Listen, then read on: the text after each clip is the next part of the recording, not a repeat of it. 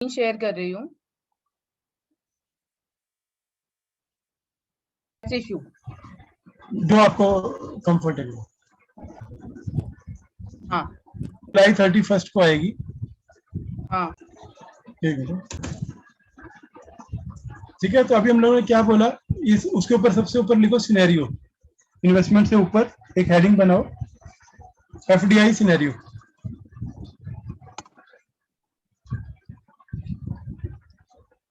Right, तो हमारा FDI scenario ये बोलता है कि हमारी कंपनी जो इंडिया प्राइवेट लिमिटेड है वो 1 crore rupees which is equivalent to 12 lakh USD London LLC से ले रही है by way of CCPS through right issue. इसका मतलब London LLC already India private limited में एक शेयर होल्डर है। नॉट नेसेसरी ना, वो रिनाउंसिएशन भी हो सकता है। लेकिन अगर आप प्रेफरेबली बात करोगे तो राइट इशू फर्स्ट इंस्टेंस में सिर्फ एग्जिस्टिंग शेयर होल्डर्स को दिया जाता है। हाँ ठीक है, तो हम ये मान के ले रहे हैं कि तो हम ये लंदन, बाद में बता सकते हैं कि हाँ जस्ट इन केस अगर राइट इशू सिलेक्ट नहीं करना है तो हम ये भी सिलेक्ट कर सकते हैं अगर हाँ आपके शेयर होल्डर नहीं है तो। हाँ ठीक है, तो राइट इशू के थ्रू कर रहे हैं और पैसा हमको जुलाई 31 को आएगा। अब मैं हाँ ठीक एज ए कंपनी सेक्रेटरी, अगर आपका ये कंपनी में हो रहा है तो सेकंड नंबर पे हाँ मैं आपसे वो प्रोसेस लिखने को बोलूंगा कि भाई आप क्या प्रोसेस फॉलो करेंगे। हाँ। बोलो, 2 नंबर लो और उसमें मुझे बताओ now what you will do.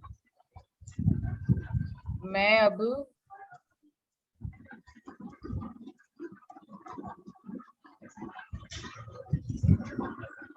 अरे अरे कोई बात नहीं, फॉर्मेटिंग की टेंशन नहीं है, कहीं से भी लिख के शुरू करो, सो लॉन्ग एज सामने स्क्रीन पे दिखे कि क्या करें।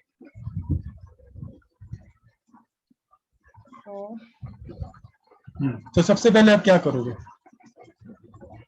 अपॉइंट एजेंसी, इसके अंदर क्या कवर होगा? एडी बैंक, एडी बैंक क्या होता है? ऑथराइज्ड डीलर बैंक, पर ये कौन सा बैंक है, मतलब मैं किसी भी के बैंक, थ्रू हमें पैसा आएगा। पर ये कोई पर्टिकुलर बैंक है कि मैं किसी कोऑपरेटिव बैंक में, नेशनल बैंक में जा सकता हूँ या कुछ पर्टिकुलर ब्रांचेज ही होती है इसकी? नहीं, पर्टिकुलर ब्रांचेस ही होती है, शेड्यूल्ड बैंक्स होते हैं ये। अच्छा, लाइक कोई एग्जांपल दो, क्या आईसीआईसीआई बैंक हो सकता है क्या? ICICI, HSBC, HDFC. सो किसी भी बैंक का नाम लिख दो कि आपने एक बैंक को अपॉइंट किया। हाँ सो अपॉइंट किया का क्या मतलब है? मतलब मैं उसको कोई अपॉइंटमेंट लेटर दे रहा हूँ कि उससे मैं उसका अकाउंट ओपनिंग फॉर्म लेके आ रहा हूँ कि क्या कर रहा हूँ? मतलब अपॉइंट किया मतलब क्या? अकाउंट तो खोलना पड़ता है हमें पहले तो दैट मीन उनके साथ में। तो अपॉइंट एजेंसी का मतलब है हमें उस बैंक के साथ अकाउंट खोलना है। हाँ तो ये अकाउंट कोई अलग टाइप का अकाउंट होता है कि नॉर्मल बैंक अकाउंट? इसका रेजोल्यूशन जो बनता है, हाँ। अगर आपके पास इसका रेजोल्यूशन की कोई कॉपी हो कि हम बैंक अकाउंट को खोलने के लिए क्या रेजोल्यूशन डालते हैं, ये कॉमन नॉर्मल बैंक अकाउंट का रेजोल्यूशन है कि उसमें नहीं, कुछ नॉर्मल बैंक अकाउंट ही होता है जिसमें हम ये खोल सकते हैं, एफडीआई ले सकते हैं। उसके मतलब? बाद हमें एफडीआई डिक्लेरेशन वगैरह देना पड़ता है at the time of accepting money. तो आपका कहने का मतलब है सबसे पहले मुझे वो ब्रांच सेलेक्ट करनी है जो फॉरेन एक्सचेंज में डील करती हो, जिसके पास आरबीआई से ऑथराइज बैंक होने का, डीलर होने का लाइसेंस हो, सबसे पहली चीज। हाँ हाँ राइट, उसके बाद मुझे उस हाँ बैंक के पास जाके उनका अकाउंट ओपनिंग फॉर्म लेके मुझको वो अकाउंट्स ओपन करने हैं। तो हाँ। उसके लिए जो नॉर्मल बैंक अकाउंट ओपनिंग का प्रोसीजर होता है, उनका फॉर्म लाओ, रेजोल्यूशन दो, डॉक्यूमेंट्स दो, तो ये आखिर में मुझे वो एक अकाउंट नंबर देंगे। ठीक है, कोई भी अकाउंट नंबर लिख दो, 34567 करके अकाउंट नंबर आपने खोल लिया इस स्टेज पे। तो जनरली ये कितना टाइम लगता है अकाउंट खोलने में, रफली अगर किया हो तो? हो जाता है 1 वीक के अंदर। ठीक है, अकाउंट नंबर कोई भी डाल दो, ओपनिंग कोई भी एक्स वाई जो भी नंबर डालना डाल दो। और ये टेक करता है कितने दिन? 1 वीक रफली। वो मैं क्यों प्लान कर रहा हाँ हूँ कि अगर मेरे को जुलाई हाँ 31 को पैसा लेना है तो ये सब प्लानिंग मुझे वो टाइम देख के करनी पड़ेगी। हाँ हाँ ऑफ कोर्स। ठीक है, अब ये समझ के लो ये मोरलेस मैं अपने लिए कर रहा हूँ, तो इसलिए मैं आपसे ज्यादा क्वेश्चन पूछ लूंगा। हाँ, ठीक है, आपने अकाउंट खोल लिया, पहला स्टेप, ठीक है, उसके बाद आप क्या करोगी? अकाउंट खोलने के बाद हमारी एटी बैंक के डॉक्यूमेंटेशन जो एफडीआई के रिलेटेड होते हैं वो हम उनसे ड्राफ्ट मांगेंगे कि आपके यहाँ क्या क्या रिक्वायरमेंट है आपकी बैंक में जो एफडीआई के रिलेटेड लगते हैं, वाइल एफसीजीपीआर प्री प्री मनी आने के पहले और मनी आने के बाद क्या क्या रिक्वायरमेंट है। तो इसको 2 ब्रेक में डाल दो, FDI requirement prior to receipt of money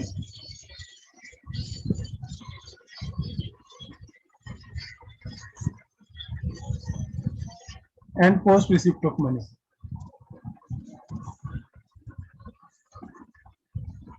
right. अब 5वें पॉइंट में लिखो prior to receipt of money, और उसमें मुझे थोड़ा आइडिया दो कि वो क्या डॉक्यूमेंट है जो बैंक हमसे डॉलर्स आने से पहले मांगता है। अगर फॉर्मेट रहेंगे आप शेयर कर पाओगे तो और भी अच्छा, नहीं शेयर कर पाओगे तो एटलीस्ट उनके बारे में बताओ कि वो डॉक्यूमेंट क्या क्या है। हाँ हाँ, खाली एफडीआई डिक्लेरेशन लगता है। हाँ जो भी है। प्रायोरिटी।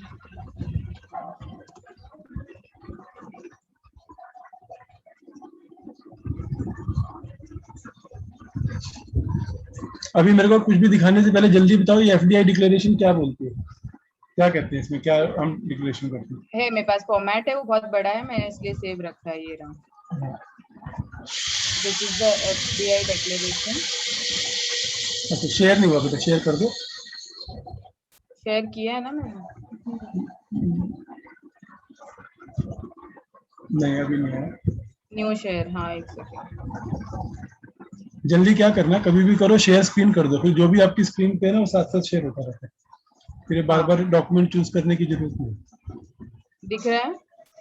आपकी सिर्फ वही दिख रही है अपना लिस्ट ऑफ, और वो पर्टिकुलर डॉक्यूमेंट को सिलेक्ट करके न्यू शेयर करना पड़ेगा आपको। किया मैंने न्यू शेयर। अच्छा पर नहीं, अभी आपकी जो सिर्फ लिस्ट दिख रही है। आप एक काम करो, कंप्लीट शेयरिंग बंद करो और शेयर स्क्रीन करके ऑप्शन है लेफ्ट साइड में, देखो आपके पास जब आप शेयर दबाते हो उसको करो, फिर जो भी आपकी स्क्रीन पे होगा वो हमें दिखेगा। टॉप शेयर कर रही हूँ।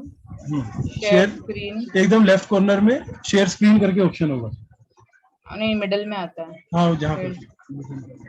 हाँ, एंटायर स्क्रीन कर दूं? यस।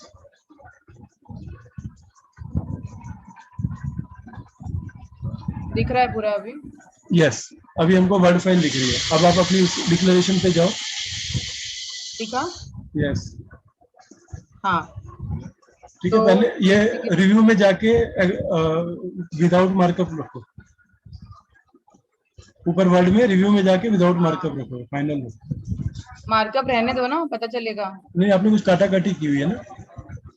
हाँ नहीं, वो काम का नहीं है, मतलब वो काटा काटी रखनी है तो पता चला। अच्छा ठीक है, चलो स्टार्ट से ऊपर से शुरू हाँ। कर दो। एक बार बताओ ये डिक्लेरेशन क्या है जो हमको पहले देनी पड़ती है, एकदम स्टार्ट से। हाँ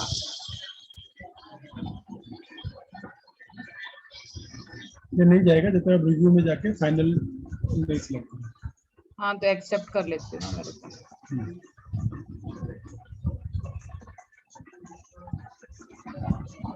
ठीक है, कोई भी चीज अगर लगे कि ये सेंसिटिव है शेयर नहीं करनी है, वहां पे स्क्रीनशॉट दिखा दो या नाम के बिना दिखा दो चलेगा। हमको बेसिकली प्रोसेस समझने ठीक है, मैं नाम वाम हटा देती हूँ। उसकी जगह हमने जो नाम लिया वो नाम डाल देंगे। एक मिनट। आप ट्रैक चेंज बंद कर दो सबसे पहले। हाँ हाँ वही करती हूँ।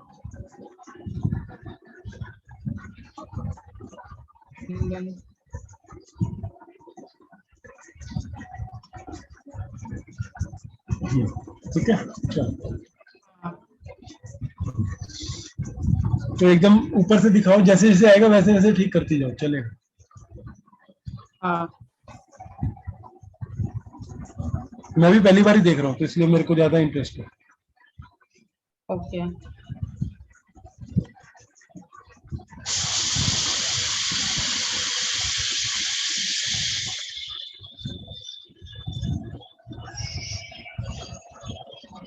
हाँ, चलो हम लोग ये डिक्लेरेशन देते हैं ब्रांच बैंक मैनेजर को। आईसीआईसीआई बैंक को। ओके हाँ, हमारा मैंने एचडीएफसी किया है। जो भी आपने। हाँ, तो ये डिक्लेरेशन हमें हमेशा जब भी 1 महीने बाद भी वापस एफडीआई डिक्लेरेशन नया लेना है तो हमेशा कुछ ना कुछ चेंजेस होते रहते हैं जी तो हर बार नया ही लेना है बैंक। जी। हाँ तो बैंक से ये फॉर्मेट हमेशा पहले मांगना है क्योंकि आप बोल रहे हैं कि इसके अंदर हाँ कोई ना कोई चेंज फॉर्मेट में वो लोग करते हैं। हाँ, ये इंटरनल डिसीजन होता है कंपनी को, कहीं ना कहीं राइट्स इशू के टाइम पे भी मालूम रहता है कि कौन पैसा देने वाला है, कौन नहीं देने वाला है, प्राइवेट लिमिटेड कंपनीज को स्पेशली। तो हमें पहले से इसकी प्लानिंग करनी पड़ती है, specially in case of FDI. Right. हाँ, सो बैंक से फॉर्मेट ले लो और हम लोग को उनसे प्री क्लियरेंस लेना चाहिए। जनरली वो लोग देते नहीं है, but maintaining relation with them ताकि बाद में इशू नहीं हो। हाँ, तो क्या कह रहा है ये letter? This is reference to the receipt of. So it says कि branch manager HDFC bank This is with reference to the receipt of inward remittance in foreign currency of an amount of USD. आपका कितना USD, which is equal to कितना INR, right? हाँ, towards foreign investment as per the details given below. Right. तो name and address of the remitter हमें इसमें details देनी है कि कौन, नाम क्या है हमारा लंदन LLC और उनका, वो लोग लंदन से हैं. ओके, नोट में क्या लिखा हुआ है? नोट में क्या लिखा हुआ है? एक सेकेंड, अगर ये बंद होगी तो रिज्वाइन कर लेना 10 minute. Sure. Then there's a note in case of overseas entity remitter investor is from a country which shares a land border sharing with India, or where the beneficial owner of the investment is situated or is a citizen of such country, then prior approval from Government of India is required. Copy of government is enclosed herewith. कि हम एक declaration देते हैं इसी के अंदर, FDI के अंदर, there are some countries like Bangladesh, China, इन सब के साथ हम लैंड बॉर्डर शेयर करते हैं. इनमें से जो रेमिटर है हमारा इन्वेस्टर, अगर उनके साथ लैंड बॉर्डर शेयर कर रहा है और वेयर द बेनिफिशियल ओनर जो एफपीओ होता है हमारे कंपनीज एक्ट का डेफिनेशन है, of the investment is situated in or is a citizen of such country, then government का प्रायर अप्रूवल लगेगा.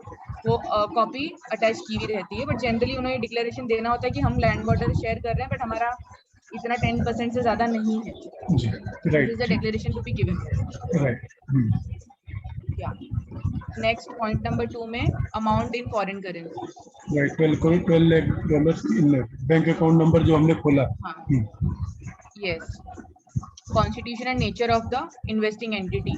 इन्वेस्टिंग मतलब इन्वेस्टर के जिसके अंदर इन्वेस्टमेंट हो रही है, किसका नाम देना है? ये इन्वेस्टिंग एंटिटी हमारी कंपनी जिसके अंदर इन्वेस्टमेंट हो रही है. हाँ. तो private limited company. Purpose code of remittance. और ये कोड लिस्ट कहाँ पर रहती है? ये रहती है एफडीआई डिक्लेरेशन में ही रहती है.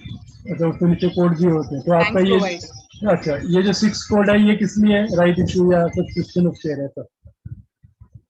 पर्पस कोड है, ये बैंक ही देती है कि हम लोग उनको जब बताते हैं कि हम राइट्स इशू करने वाले हैं. हाँ, तो उसका वो लिस्ट, अच्छा, बैंक से हमको कोड लेना है. ठीक है. हाँ.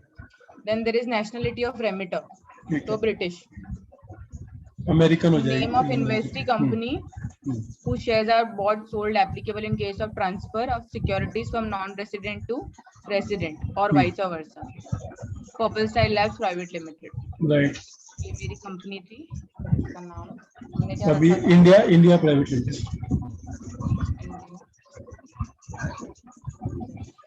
Right.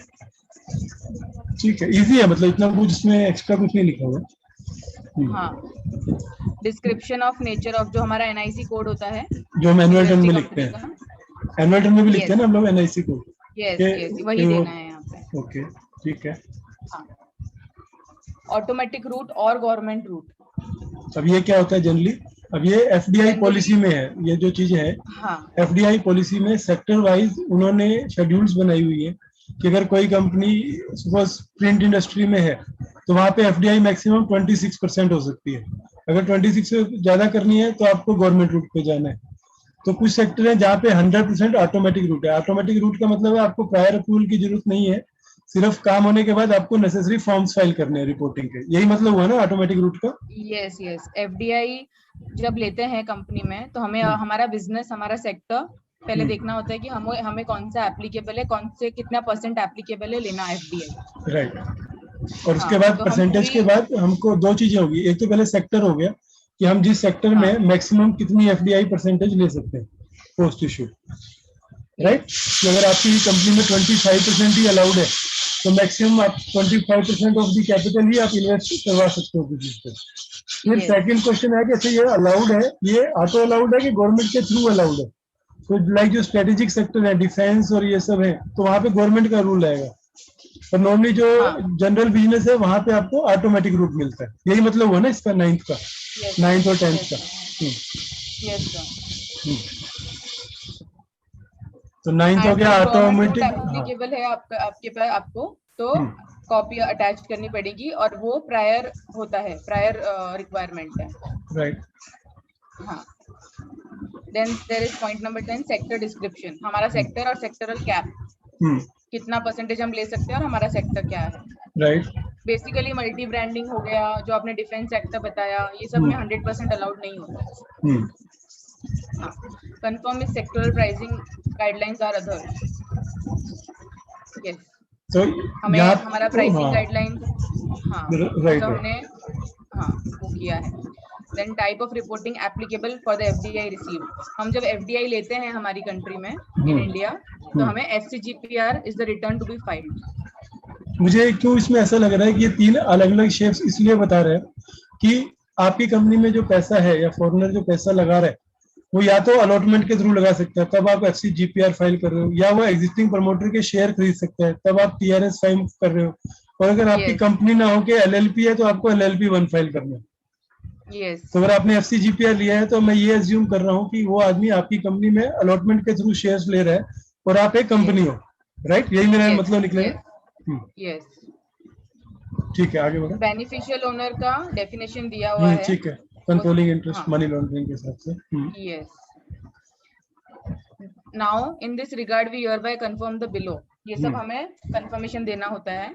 We confirm that we have complied with all the applicable rules and regulations as indicated in FEMA non-debt instruments, which are equity, CCD and CCPS rules 2019 and foreign exchange management mode of payment and reporting non-debt instruments regulation 2019 as amended from time to time।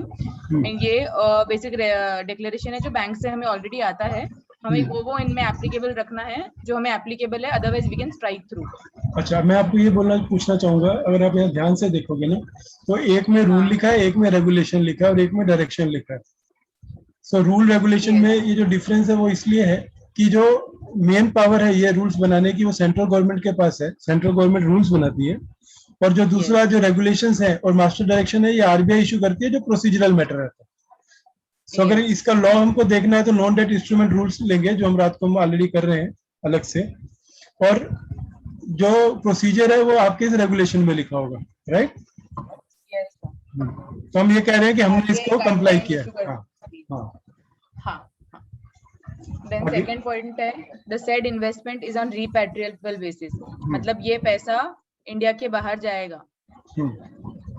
हाँ, non repatriable होता है जो India के बाहर नहीं जाएगा, एफसीजीपीआर reporting करने की जरूरत नहीं होती है। ओके, क्योंकि उसमें पूरा पैसा जो है वो इंडिया में ही रहेगा, तो कोई फॉरेन करेंसी बाहर नहीं जाएगी। ठीक है। Yes, the company is not engaged in any of the activity prohibited by RBI and not appearing in the negative list of RBI। हम ब्लैक लिस्ट नहीं होने चाहिए पहले से RBI में, और हमारा सेक्टर और एक्टिविटी प्रोहिबिटेड नहीं होना चाहिए अंदर RBI गाइडलाइंस। वो हमें RBI गाइडलाइंस के थ्रू पता चलता है कि हमारा कौन सा बिजनेस है और कौन सा नहीं होना चाहिए। राइट, ठीक है। The proposed acquisition is within the overall sectoral cap applicable for the company। Yes, we are aware that remitter KYC is a prerequisite for the receipt of FDI। KYC होता है जो हमारा रेमिटर, हमारा investor है, उसका KYC bank के through हमें आता है, एंड वो हमें एफसीजीपीआर रिपोर्टिंग के वक्त लगता है, which is a prerequisite। अच्छा, एक बार मेरे को पढ़ने दो जरा। shall ensure that KYC confirmation। We are aware that remitter KYC is prerequisite। ठीक है, आपको FDI लेने से पहले सामने वाले का know your customer करना है। We shall ensure KYC confirmation by the remitter bank is the standard format of RBI through SWIFT along। हम ये कह रहे हैं कि जब पैसा आएगा तो जो स्टैंडर्ड फॉर्म RBI ने स्पेसिफाई किया है उस फॉर्म में हमको KYC भी आप हम दोगे। In case remitter and beneficiary are different, then we hereby submit KYC of the remitter, KYC of owner and NOC from the remitter for issuing equity instrument to the beneficial owner mentioned their relationship, and a letter from beneficial owner explaining the reason for the remitter making on his behalf and copy of agreement resolution from the issuing equity।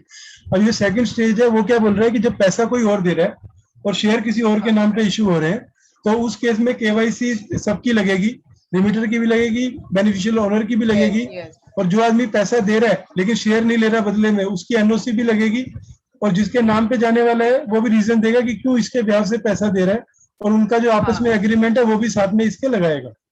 तो ये तभी applicable है। हाँ, एफसीजीपीआर की reporting करते हैं तब ये पॉइंट आता है, तो हमें वहाँ अटैचमेंट्स लगाने होते हैं। आई थिंक बहुत क्लियर है कि अगर आप ये कह रहे हो कि आप डिक्लेरेशन दे रहे हो तो इस डिक्लेरेशन के साथ आप ये डिक्लेरेशन भी दे रहे हो कि आप जिस टाइम रेमिटेंस आएगी तो KYC भी आएगी, आपके पास, और उसके बाद अगर दोनों लोग अलग है तो सबकी केवाईसी, उनका लेटर्स और ये है कि एग्रीमेंट की कॉपी भी आएगी, ठीक है? हाँ, in case of fresh issuance of shares issued within 60 days from the date of receipt of consideration. Right. हाँ, तो हमारे पास जब पैसा आ जाता है तो equity instrument shall be issued within 60 days. In case equity instruments are not issued within 60 days from the date of receipt of the fund, it shall be refunded to the person concerned by the outward